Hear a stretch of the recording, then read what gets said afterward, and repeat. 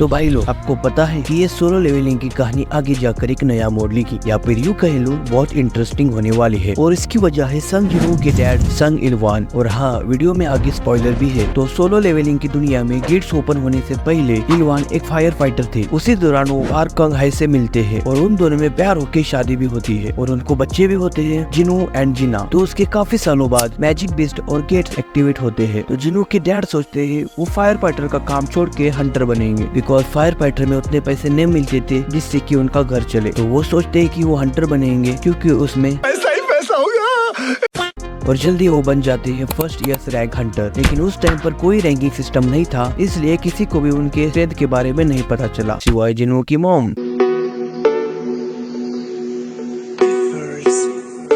लेकिन main story line के 10 साल पहले इलवान एक डंजन में फंस गया और उसकी फैमिली को ये मानना पड़ा कि अब वो मर चुका है। और तब से जिनू और उसकी सिस्टर को जिनू के मॉम ने अकेले संभाला। इलवान 10 साल तक डंजन के अंदर ट्रैप था। उसने मॉन्स्टर्स को मार के सर्वाइव किया, बट वो मर रहा था भूख की वजह से। लेकिन मरने से पहले उसे रूलर्स ढूंढ लेते हैं। और जिनको रूलर्स नहीं पता वो मेरी वीडियो देखा करो यार। तो रूलर्स को शॉर्ट में समझाऊं तो बेसिकली ये काफी ज्यादा पावरफुल बीइंग है। तो वो डायरेक्टली ह्यूमन वर्ल्ड में नहीं आ सकते, उनको एक वेसल चाहिए ह्यूमन वर्ल्ड में आने के लिए। और यहाँ पर भी इलवान को यही ऑफर मिलती है। रूलर्स अपनी एक्सट्रीम पावर देखकर उसे वेसल बना लेते हैं, बट इस पावर के बदले उसे नए शैडो मोनार्च को मारना होगा। और ये लिटरली आगे जाके बहुत इंटरेस्टिंग होगा, क्योंकि नया शैडो मोनार्च है हमारा जिनू। और ये बात इलवान को भी नहीं पता कि फ्यूचर में उसका बेटा ही शैडो मोनार्च बनेगा। एनीवेज, उसके पास और कोई ऑप्शन ना होने के कारण वो इसे एक्सेप्ट कर लेता है और उस पावर को मास्टर करके ट्रेनिंग करने के बाद वो वापिस ह्यूमन वर्ल्ड में आता है। बट पता नहीं कैसे वो अमेरिका के किसी डंजन में पहुंच जाता है और उसे कुछ ए रैंक हंटर्स भिड़ जाते हैं, क्योंकि वो कंफ्यूज हो जाते हैं, क्योंकि डंजन से एक ह्यूमन निकल रहा था जो कि उनकी लैंग्वेज में बात भी नहीं कर सकता। तो बड़े प्यार से इलवान उन सबको नॉकआउट कर देता है। बट इस इंसिडेंट के बाद फेडरल ब्यूरो ऑफ हंटर्स उसको अरेस्ट कर लेती है, क्योंकि उनको लगता है कि ये एक मैजिक बीस्ट है। तो इलवान को इंग्लिश ना आने की वजह से फेडरल ब्यूरो बुलाती है हंग डंग शू को,